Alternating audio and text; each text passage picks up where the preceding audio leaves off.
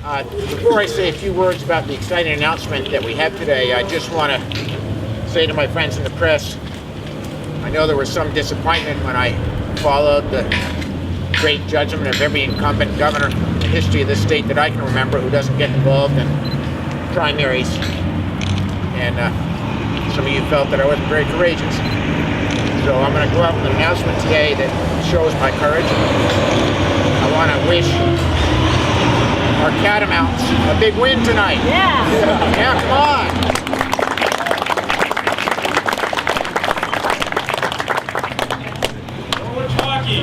Norwich hockey too. Listen, it's extraordinary to be back here in Northfield. There is no better example of our ability to pull together, where neighbors help take care of neighbors, strangers take care of strangers, a community pulls together and takes on adversity. Northfield is a living example of how we're going to rebuild this state better than the way Irene found us.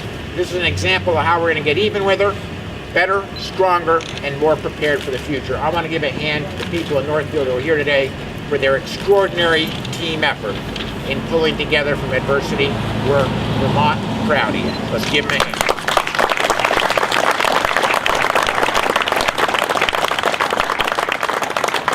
I'm honored to be joined by Congressman Peter Welch, as well as representatives of Senator Leahy and Senator Sanders' office. Ted Brady's here, Jeff Munger. Congressman Welch is in the congressional delegation since Irene, have proved once again that Vermont has the best congressional delegation in America. And I just can't say how grateful we are to all the work you've done to bring the money home, and this announcement today is a piece of that. So thank you so much. Let's give this guy.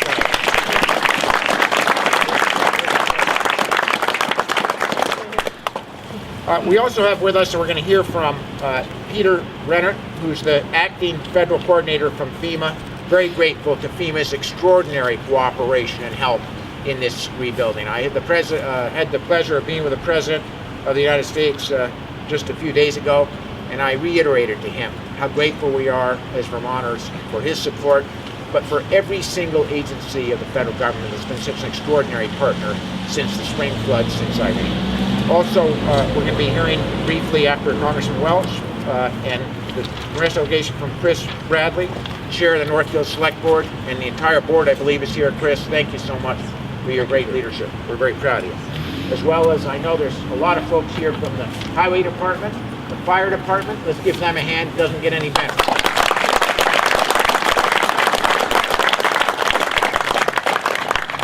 We're going to hear from Bonnie and Michael Pemberton, who are homeowners and applicants to this program, as well as our Irene Recovery Czar, Sue Minner, and she's going to introduce a Norwich student, and we all know that without the cadets, we wouldn't be where we are today in Northfield. So let's give them a hand.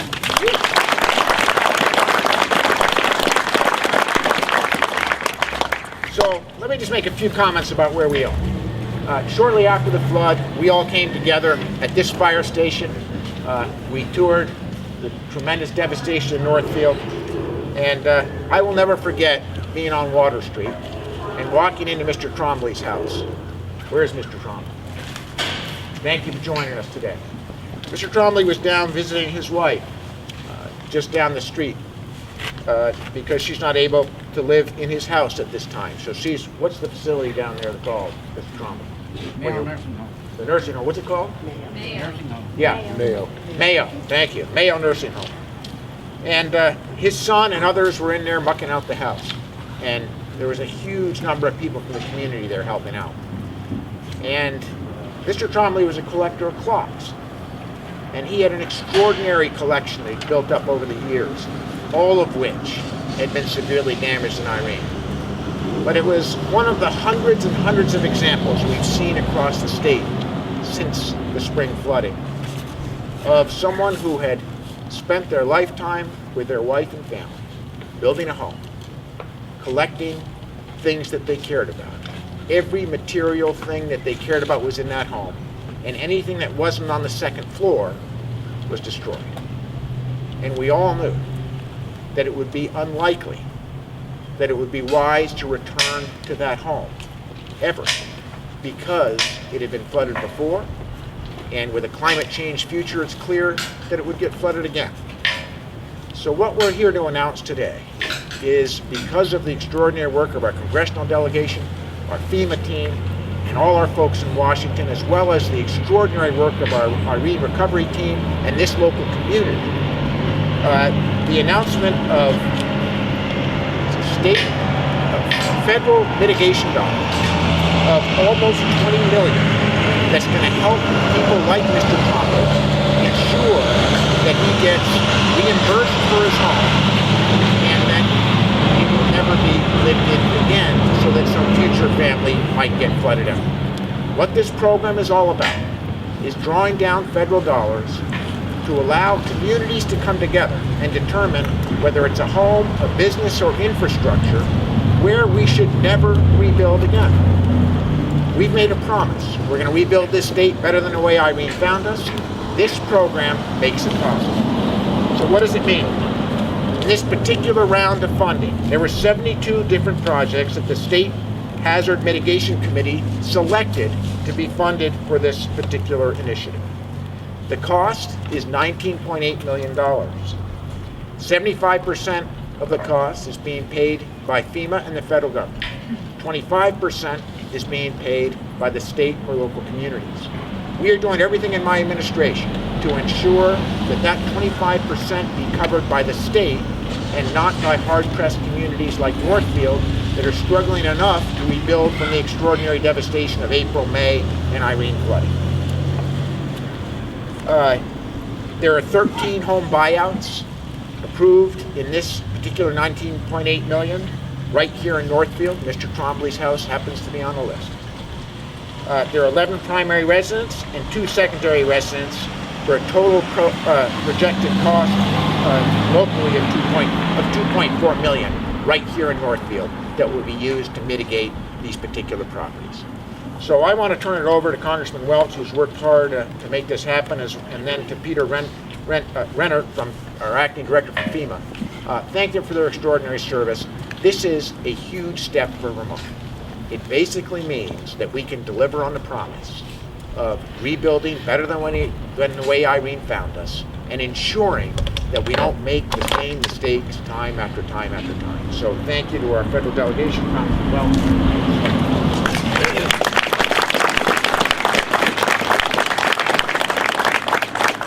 Well, I share Governor Shumlin's great joy in being here today, so many months after that August 28th storm, Hurricane Irene. I was here in Northfield a few days after on Water Street, and to see that devastation, when you talk about Governor mucking out, I mean, how families carried on was the most amazing thing, because everywhere I went, and Governor Shumlin, you were all over the state. What a job you did letting everybody in this state who'd been hit by Irene know that the state was going to be there for them. Their community was there for them. We were in this together. But everybody I talked to down in Water Street, no matter how bad it was, they'd say, Peter, my neighbor's worse, go see them. And anybody who wasn't hurt directly said, how can I help? It was an extraordinary example of Vermonters coming together to help out one another. Now, we needed some help finally in the federal government. You know, Vermonters have been very generous. When the Gulf Coast was hit hard, our tax dollars went down there, no one complained.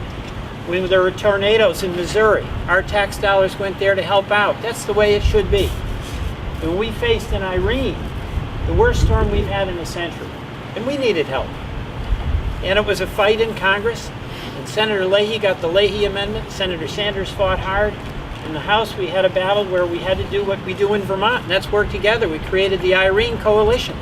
You know, this storm didn't make a distinction between Republicans, Democrats, or independents. We were all in it together. Anyone in harm's way felt the wrath of this storm, so we had to work together. And what that was about was your tax dollars coming back here so you could help yourselves, so you could help your neighbor.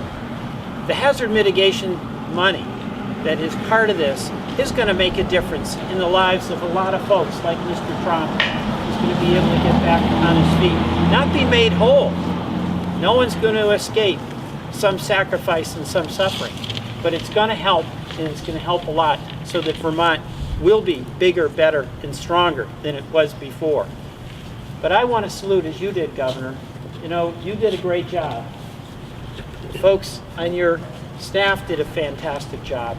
But you and I know the real heroes were the folks at the local level.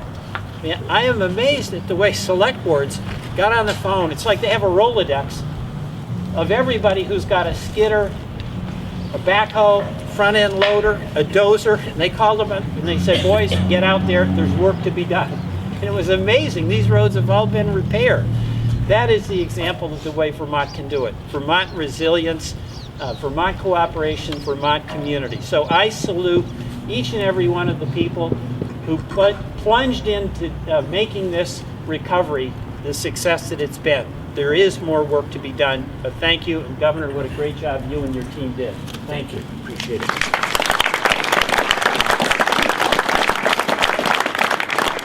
Thank you, Congressman Welch. Senator Leahy and Sanders are both down there dealing with votes in the Senate today, or they would be here, but I want to turn it over to the second best to Senator Leahy, Ted Brady. The little guy from Washington. Thank you very much, Governor. On behalf of Senator Leahy, I'd like to really echo both the Governor and Congressman Welch on just the great work that the people of Northfield have done and all the communities that are receiving hazard mitigation grants today. People have heard me say this before, and the Congressman referenced it, but in the days where you all were in your muck boots working through your houses and trying to get mud out of your houses, Congressman Welch, Senator Leahy, and Senator Sanders are down in D.C. in their muck boots, trying to get through a really difficult situation down there. As FEMA will attest to, FEMA was broke the day this disaster hit Vermont, the day Irene hit Vermont. There was no money in that pot to pay for a single thing, and we managed to find a way to get there, move through, and it's really the work you folks were doing to say this is what Vermonters are doing, this is why we need the money. And this hazard mitigation program is really another gift that the act named after Vermont's own Bob Stafford created the FEMA program that reimburses towns to rebuild roads, to rebuild critical infrastructure. And fortunately, Congress had some good thoughts and said, in addition to rebuilding things, as the Governor said, we need to make things better, and we need to give people options.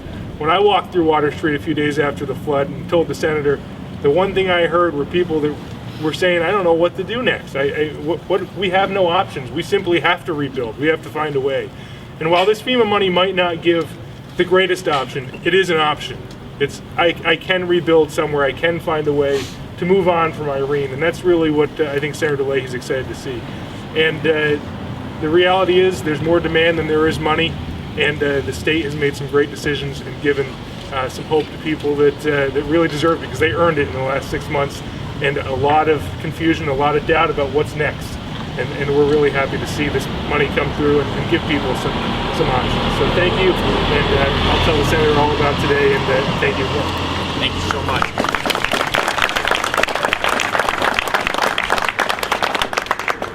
You know, Ted, I haven't stood behind you in a long time, but you're inheriting your boss's hairline. We'll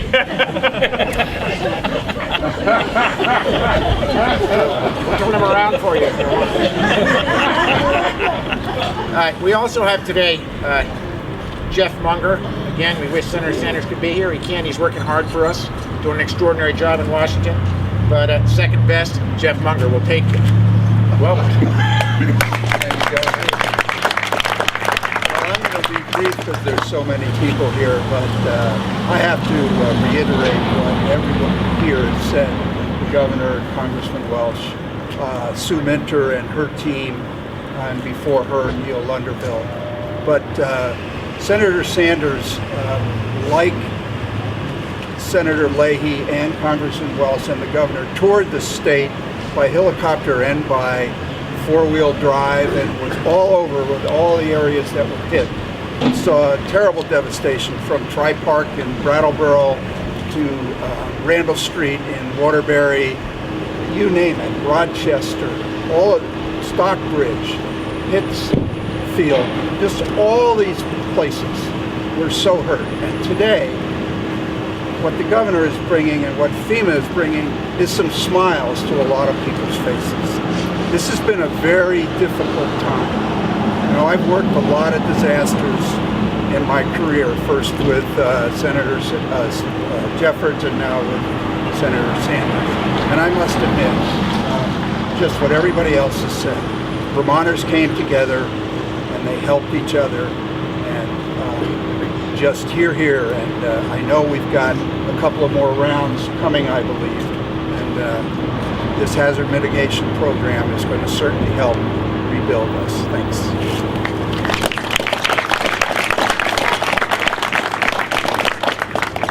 Without our partner at FEMA, we would not be where we are. They've been an extraordinary partner in our recovery. Peter Renner, thank you so much. And Very welcome. come on up. We just want to thank you and like to say a few words. There's really not a lot that I would add to what's already been said. The thing that I want to reinforce, though, is that FEMA is very cognizant and very appreciative of the relationships that are so apparent going from the local to the state, those organizations that are out there, and we really benefit from that because we're a part of that partnership.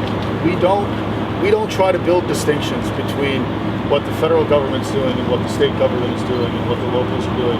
For us, we really look at this as a whole community approach to responding to the disaster, to responding to the individual survivor.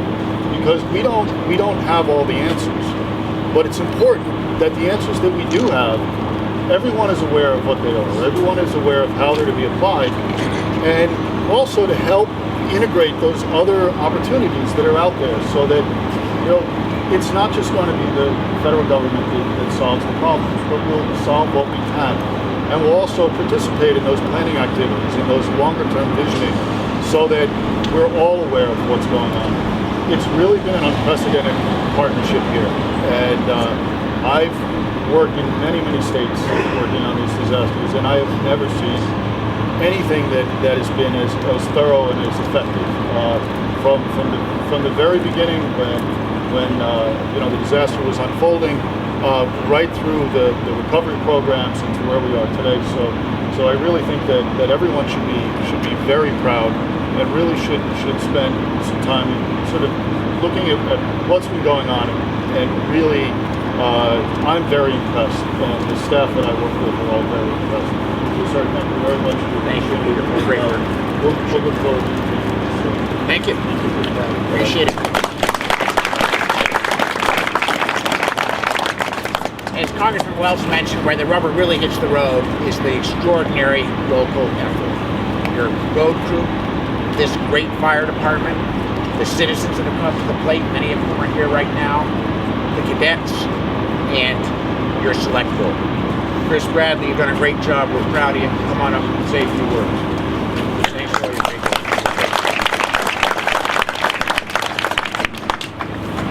When one gets elected to the select board, you don't know that you're going to be thrown into this sort of mix. So adjust the cameras. I think I even have other gentlemen be. Governor Shumlin, Congressman Welch, distinguished guests and fellow citizens.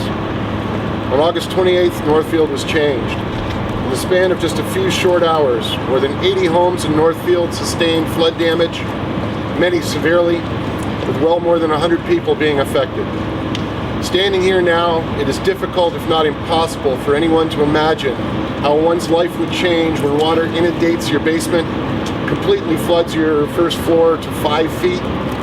The aftermath of that is what our citizens faced. Devastated homes, furniture gone, appliances inoperable, cherished possessions lost, and lives completely disrupted. For the properties that have applied for the FEMA buyout, there is a loss of an estimated $2.4 million in property alone, and that is just for those 13 homes. In regards to infrastructure, we lost bridges, we lost roads, and our remaining roads became a lifeline for our neighboring towns like Roxbury. On August 29th, Northfield began to react to the scope of what had happened, and from that effort, ordinary people proved to be capable of extraordinary feats. And I'd like to take this opportunity to recognize a few of them, and I apologize profusely beforehand if I miss anyone because the list is endless. First and foremost, I'd like to thank the citizens of Northfield who saw a need and turned out to help their neighbors. As much as nature tore this town apart, our citizens selflessly came forward to help their friends and neighbors knit the town and village back together through caring alone and a lot of sweat and hard work. Secondly, I would like to thank and recognize Michelle Braun for transforming herself from an exceedingly capable zoning administrator to becoming the FEMA point person and willingly wading into the quagmire of paperwork and regulations that needed to be addressed. It was through her direct efforts and hard work that at least 13 homeowners can now take a solid step towards rebuilding what they lost. Let's give her a hand.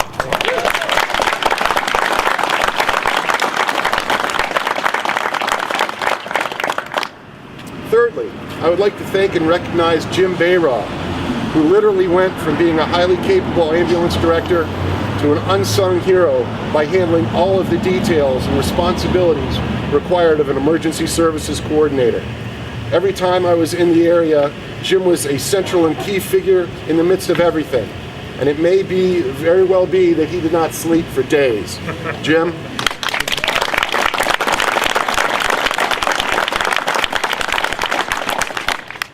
Fourthly, I would like to recognize Norwich University, who was not just there for Northfield, they were everywhere for Northfield.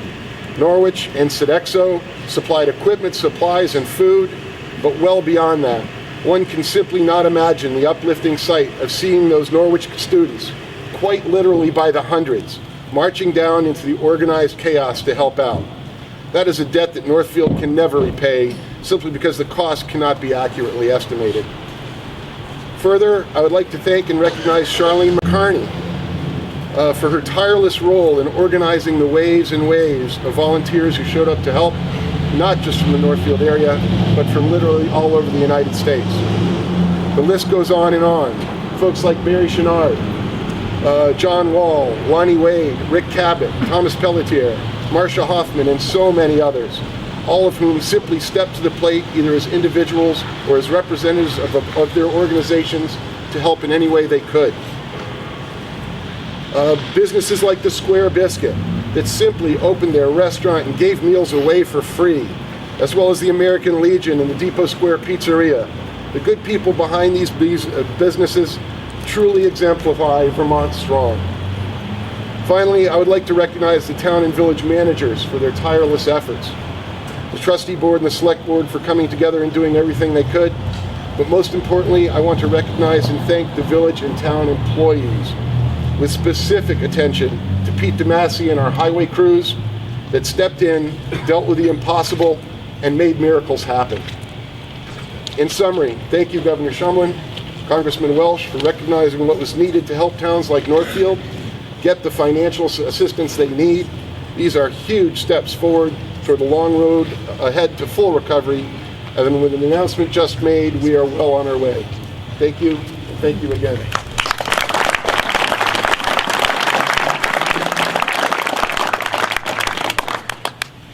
Now we are going to just introduce very briefly Bonnie and Michael Pemberton, who are a great example of why this development today is so important in our recovery effort. So Bonnie and Michael, if you're willing to come on up, thank you so much. Just say a word about your story so that people understand what's happening, where the rubber hits the road. Where the rubber hits the road. Well, as you all know why we're here, we took a toll on all of us in our neighborhood. The only thing I can say is hopefully we can move forward with this. As we all witnessed, it was a day that just, I don't know how to put it. It was a day that I would, when you see the water, when you see your house just turn into a virtual nothing there anymore when you go back, it's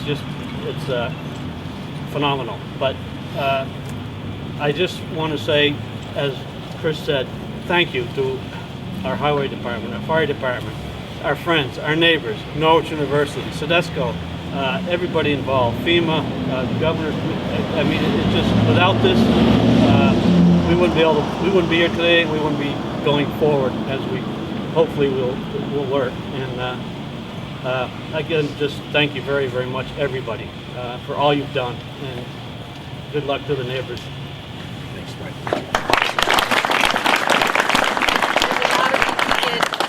here, but you know, we had friends that literally poured in.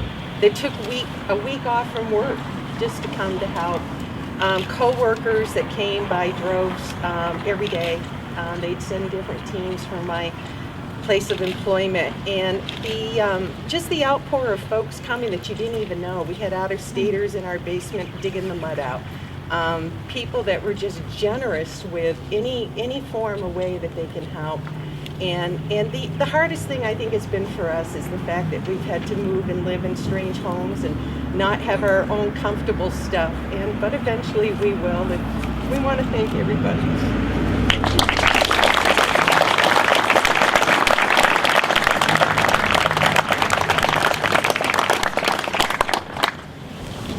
And the fact that Bonnie and Michael are going to get some help from this program is the difference between total devastation and hope.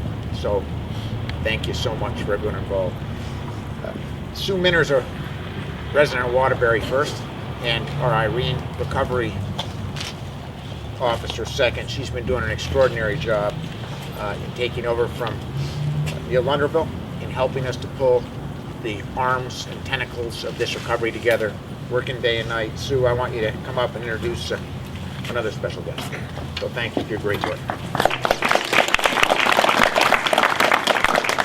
Well, I just want to say, really, this is an incredible milestone, really, in our recovery. You've heard the stories of the immediate response, neighbor helping neighbor, and now we hear the federal government and the state government really trying to help us look to the future. It is bittersweet for this community, and especially the families who will need to move on. And we recognize that, and we honor everything that people have done to pull together and look to the future. Your story is repeated across this state. We've focused on this community, 13 residential properties, and that is really the largest one in the state. But we do have properties throughout the state, almost $19 million worth of property, not just home buyouts, but projects to help us look to the future to build stronger and safer by making a more robust infrastructure, reducing hazards to the future and future costs. That's the wisdom of this important program. I do want to recognize it is a team that is working on your behalf at the state level. In fact, a very large team of people reviewed the 95 different applications. They spent 3 days holed up in a room together. Many of them are here. The regional planning commissions have really spearheaded working through the towns. Representing them are Peter, Gregory, and Tom Kennedy from the southern part of the state. They've done a tremendous effort bringing properties and communities to this program.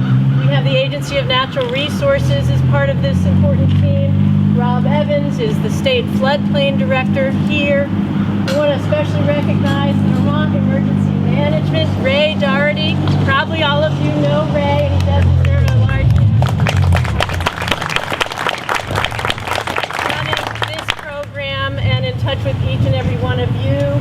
We have also Josh Hannaford from the Agency of Commerce, who is also going to be running the Community Development Block Grant Disaster Relief Program, which will come to help with this 25% state share that we're trying to do to match the 75% federal share.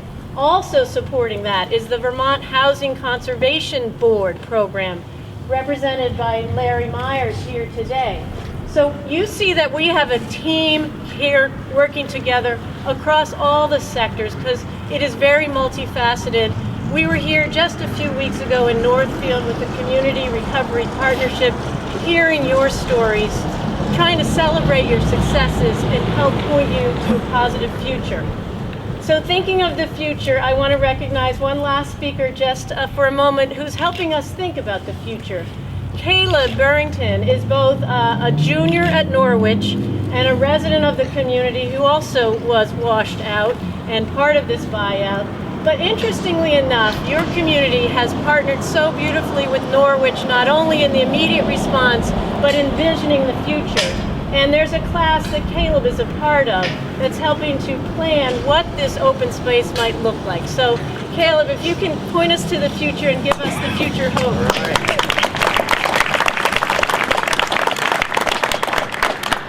Thank you all. I just can't extend the thank yous enough. As she mentioned, I was affected as well, being part of the Water Street neighborhood. You just won't believe the open arms that'll come out in a time like this, even this far afterwards. As she also said, I'm lucky enough to have the opportunity to work with 12 other students at Norwich University. We're part of a design build studio. We've been working for like 3 or 4 weeks, if you will, just coming up with some new designs. We proposed them at the selectmen meeting and the trustees meeting, and we just really like to make sure that everyone's aware that we are part of the community as much as everyone else is, and we'd like to just push forward the development so we can have a nice open space that's accessible and provides for all ages and opportunities to come in the future. Thank you very much. Thank you.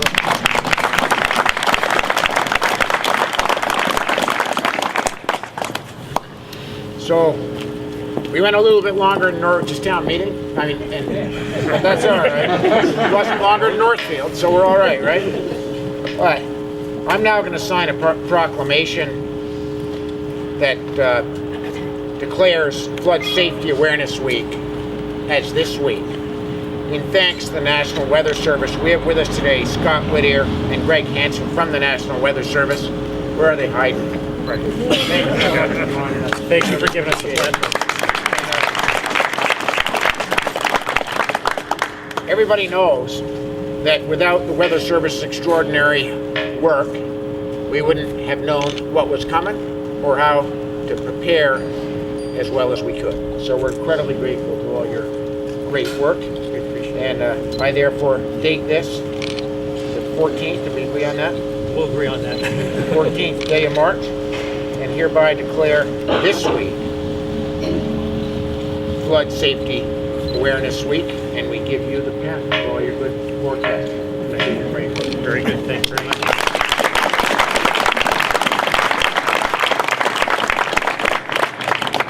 So if the press has any questions of any of the people assembled here, or we'd be happy to answer them. If we froze you out, that's good too. What percentage of the value of the homes is going to be covered by the buyout? Well, the match, as you know, is 75-25%. But in terms of market value, can someone answer that? It's the appraised value, pre-flood appraised value. By the town or by the outside appraiser? By an appraiser. Okay, so a certified appraiser appraises the property, and the pre-flood value is what this value is. We haven't had time to look through this stuff, but from what you said, would it be fair to conclude that these 13 homes here and the ones elsewhere that are going to be bought out are not going to be replaced where they were, right? That's correct. We're moving upland. That's correct. Getting out of the floodplain. Is this new? Is this a sort of a new? We never had this bad a flood, but is this new thinking here? I mean, let's talk about where we are right now. We're standing out here on March 14th. We got a cool day today. Yesterday it was 62, today it's 50. I've been governor for a little over a year. I've managed 4 major catastrophes. Let's not forget, it was almost a year ago exactly that we had the first biggest blizzard in Vermont's history. The April and May floods, then Irene. The point is, in short, we recognize as a state that climate change is real, that it's here to stay, that these storms are an example of what lies ahead for us as a state, and we want to prepare for the future. And in order to prepare for the future, we must accept the fact that some buildings were placed in places where we would not put them had we known that we were going to live in a climate change state. So what this program allows us to do for extraordinary, hardworking Vermonters is ensure that they never have to go back to those homes, that the homes will be removed or discontinued, and that they will get some financial reimbursement for their tremendous sacrifice. If I may, I'd like to, I'm a former resident of Northfield on Water Street. I want to thank the town. Everyone lost things, relatives, but no one lost a life. Exactly. And you guys did a great job. Great. Thank you so much for pointing that out. And that's important to remember. Lives were lost. That's the ultimate sacrifice. We lost 6 lives in the storm. But we're grateful to the fact that because of the extraordinary efforts of the whole communities, we didn't lose more. This includes 72 projects around the state. That's right, and it's important to know that of the 72 projects, that's not the end of the line. This is the first phase of this mitigation effort. We expect to have a second phase. The applications are due for that in July. This Friday? This Friday is the second round, and we anticipate a third round in the summer. It really depends on the amount of money that FEMA obligates. We'll keep getting some percentage of that. So for viewers that might think, wow, I wish I'd known about this, it's not too late. We expect to have a second, hopefully a third round. Governor, I wonder, can we ask you on another topic real quickly, if that's all right? Do they have permission to do that? I was given permission, if that's okay. Fire away. I just wonder if we could get your reaction to this video that's come out from the Veritas Project. It's targeting Vermont and our voter identification rules. You know, I have tremendous confidence in the honesty of Vermonters and the fact that we all know in Vermont who we are, who's voting, and I have no doubts about the fact that Vermonters who vote are registered voters who have that right. What I find disappointing is the video maker who came up from here from out of state to break our laws to make a point that wasn't true. So I know the Attorney General's office is investigating, but I don't think there are very many Vermonters that believe that we have voter fraud in this great state. Thank you. Governor, will there be enough funding for all of those who qualify past, say, the third round? Is there any homeowner who you'll have to say, I'm sorry, there's just no more money? You know, we hope not, but obviously we're working together in partnership with FEMA and with the federal government, and there are no guarantees. So we're incredibly grateful to their cooperation so far. We're going to push as hard as we can. We want everyone that believes they should be mitigated to get mitigation, but obviously that all depends upon the decisions of FEMA in this partnership. Is there obligations are placed on the homeowners who are being helped here in terms of where they're limited from building? Are they told they can't build in the floodplain? What are the rules in terms of where you go The whole intent of this program is to mitigate properties that we believe have a very, very high likelihood of facing the same challenges again. So the answer is, if you qualify for this program, you can't move back into your home. You move on and find another place to live. And obviously, those are really difficult choices. This is not all happy outcomes, but it's better than the alternative, which would mean returning to a home that's absolutely going to flood again, number one, and number two, you're stuck there without any resources to go reinvest somewhere else in the community. And I'll just add, a requirement of the program is that the property remain free from development. Right. It becomes a town-owned property, and no development is to occur there. It's restored to the floodplain. How much money will be available in the second and third rounds? We don't know, but I've got to tell you, the partnership with FEMA and the federal government thus far has been extraordinary, and that will depend upon the applications and what the State Hazard Mitigation Committee selects, and then of course FEMA's ultimate decision of funding. I mean, let's be clear, there is a limited amount of money that FEMA has in their coffers. I think we're getting a disproportionate share for our small state, but we deserve it. We're Vermonters. Comment rather than a question. With these properties, if we don't we rebuild on them, there's lots of other things we can do with the land. We could have a community garden. We could have a park. Okay? We should start thinking about those kinds of things. Exactly. And that's exactly the intent of the program. Any other questions? Yeah, one more about the total amount for public assistance. Have we reached the threshold yet for the 90-10 match? We are still filling out those applications. We're hopeful that we'll reach the 90% threshold, 90-10, but we're not there yet. Thank you so much.